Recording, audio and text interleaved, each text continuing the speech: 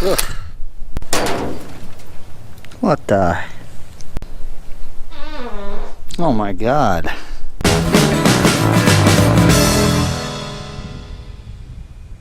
Hey guys, welcome back to the channel. If this is your first time here, I want to welcome you, and maybe take just a second and drop down below and hit the subscription button and ring the bell icon. That way you're not going to miss any of my awesome videos. Let's get right to it. Hey everybody, this is New Year's Eve day, the last day of 2017, so I figured that'd be a great time to end the year by showing one of my favorite things I like to do, how to solder copper properly. Okay, so you want to learn how to solder some copper, you've come to the right place. I'm going to show you a few of the simple tips and some of the things that are necessary that you're going to need to have to create a successful solder joint every time. All right, let's take a minute and I'll show you some of the basic things that you're going to need when you decide to do a copper job, tools and some of the materials you're always going to need when you're doing this type of work. First thing I'm going to show you is a regular basic pair of tube cutters that's going to cut your copper. You need to make sure that you have the proper sized wire brush. Today we're working with 3/4 inch copper, so this is a 3/4 inch wire brush. Also, you're going to need some emery cloth, sand cloth. This is stuff that is rated for copper and cleaning and stuff like that. You can buy it and find any of the stuff that I'm showing you right now at any big box store or plumbing supply. Also, you're going to need a roll of solder. Okay. This is also the same aisle as everything else that I'm showing you when you go to pick stuff up. All right. Also, you're going to need some sort of a heating element. This is MAP gas. I strongly suggest using MAP gas. Do not cheap out and try to get propane. It will not achieve a hot enough temperature for you to get a good solder joint. Also, you can pick up what's called a turbo torch, okay, that regulates your heat as well as your gas dispense on here. So you're going to need this to overall make sure that the copper gets to where it needs to be. Some sort of a striker, okay, to light that torch up. If you don't have one of these, a regular cigarette lighter will do the job for you. Okay, so on top of that, you know, you need your copper. This is 3/4 inch we're working with today, as well as some fittings. Okay, and it's not a bad idea as well to make sure you have a tape measure. This way you can get an accurate length of the piece of pipe that you're working with. Hold on, before you get too far involved with this project, first thing I always make sure to have when I'm working around this type of stuff are safety glasses. Okay, because you don't know when you're heating up that pipe and it's getting up to 400, 500, 600 degrees, you might have a little bit of water that pops on you and it could come up and hit you in your eyeball, and then the game's over. Having a decent pair of gloves to wear while you're working around hot things such as hot copper and stuff, always a good decision. Plus, it's going to help protect your hands against sharp edges on the end of the copper and stuff after you make those cuts. Not a bad idea to have yourself ready at hand, some sort of a small bucket or something that's got water in it. Okay, because what if you end up catching something on fire? You need some way quickly to put that fire out. So a pretty good idea to make sure you have some sort of a dry rag, that way you can clean up your mess when you're done and handle your pipes. Okay, so we're going to start with our piece of copper here, right here. This is 3/4 inch copper. I got my tape measure. We're going to get a measurement here. So we're going to kind of lay the pipe like this, get our tape measure out, and let's say we're looking for a piece that's going to be, let's say 8 inches. All right, so I see where the 8-inch mark is. What I'm going to do is I'm going to take my tube cutters, which usually has a little tab on the end of it. Okay, it's used for 2 reasons. Ream the pipe out, and also to make a mark on your pipe. That way I know and I don't have to measure this thing twice. Back to the tube cutters. Okay, you can get them in all different sizes and stuff like that. I have a little larger one that allows me to work with different size copper. I'm going to take my tube cutters and make sure that your copper sits inside of these 2 wheels that are sitting right here. As you can see, there's a couple wheels inside of there. It acts as a saddle, and that's where I want my copper to go into. All right, I'm going to go up and I'm going to find that desired line that I made a scratch with earlier, and I'm going to start turning my wheel, as you can see, until it gets kind of snug. All right, we're going to go back and forth until it starts loosening up a little bit. Give it a little turn. You'll be able to know this isn't something that happens overnight. This is something that take some practice, and there is literally thousands of videos on YouTube that shows you different ways of soldering copper. Now we've gotten through that piece of pipe. There we go. That is our achievable piece of pipe right there that we went ahead and we cut. Okay, our next step, we're going to take some of that emery cloth that I was talking to you about earlier, and we're going to break off a desired amount. Now our next step is we're going to take, let's say this is going to be the side of the copper, or any one of these sides. Which side works for you, that you're going to want to make sure to clean. You can't leave this dirty copper because the solder will never take to it. Take a piece of emery cloth, wrap it around there, like so,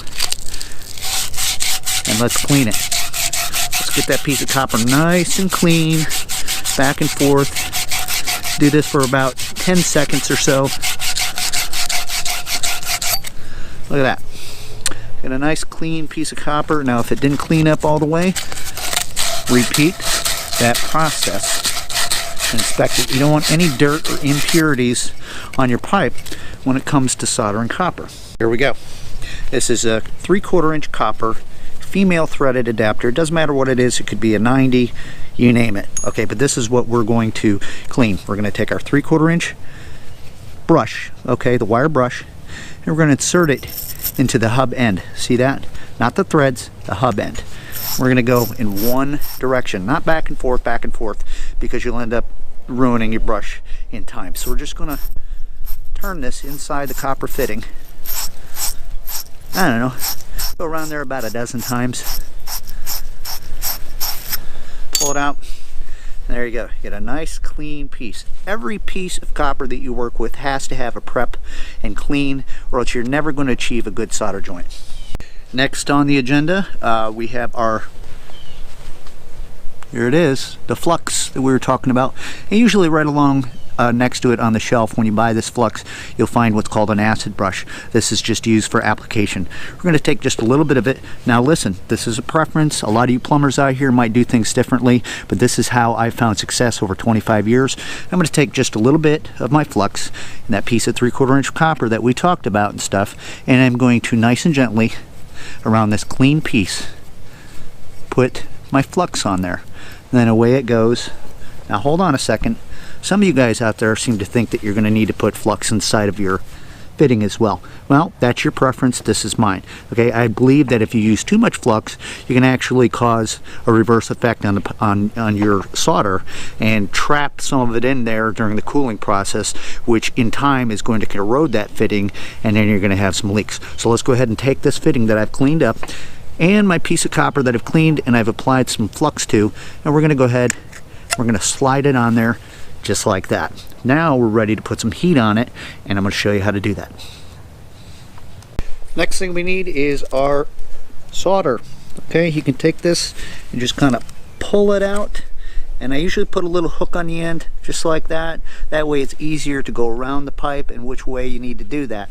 Alright, so here comes the torch. Alright, so we've got our MAP gas here with our turbo torch. We're going to go ahead and we're going to turn this on, turn the knob till we hear gas. Take our sticker, and we're going to light that. Hear that? Yeah. I'm going to bring the temperature up just a little bit. Alright. What we want to do is we want to heat up right here with this fitting and the pipe meet. At the same time, I'm going to take my solder, I'm going to hold it over top of it. So let's go ahead and heat this pipe up. Remember, this has a flash point, usually about 500 to 600 degrees that you want to try to achieve. And I hold it away from the fitting about 1/2 to 3/4 of an inch. Inside of that sleeve, we want to make sure it gets heated up as well as the pipe. What that Flux is actually going to do is it's going to draw that solder inside of here. Alright, this is how I do it. I take my solder right where the fitting and the pipe meet. Get it ready. Still need a little more heat. Take a look.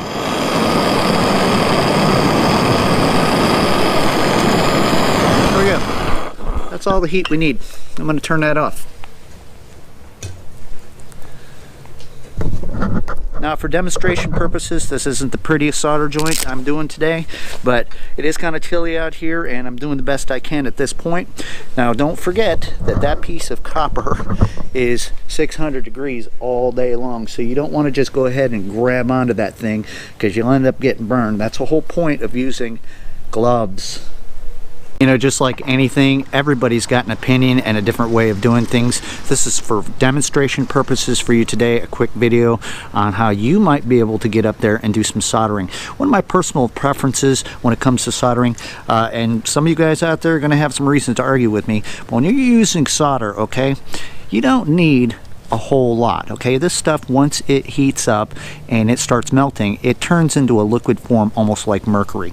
So when you're holding your fitting here or you're doing what you have to do, what I try to do is just feed it from the top and let it roll down from both sides. Let that flux do its job and pull that solder into that fitting. Okay, that way you have a nice clean joint and you're not wasting a bunch of stuff. Oh yeah, one last tip I want to show you. When you're done doing any kind of soldering on copper of any type, take a dry rag and make sure that you wipe all that excess flux off. Some of it might have run down your pipe or done something like that or whatever, but make sure you get that flux off that pipe as good as you possibly can. And the reason why is because that flux is necessary to achieve a good solder joint, but if it's not removed, the excess thereof, it will begin to corrode your fittings and your pipes. Now you're just pretty much went in the wrong direction. So that's just as important of a process and step when it comes to doing solder work on copper. So I hope this video has helped you out in some way or another. Like I said, there's literally thousands of videos out here on YouTube of different people showing you the right way, sometimes the wrong way, of soldering copper.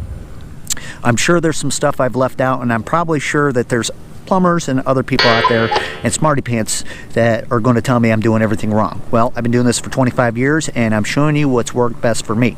So please make sure to give me a thumbs up, leave me some comments and some concerns, maybe some stuff I did leave out, and make sure to subscribe. And Happy New Year to every single one of you, and I can't wait to see you in the new year with lots more stuff. Thank you. Thank you so much for watching my video. Until next time, this has been Plumbing with Tim. Keep plumbing.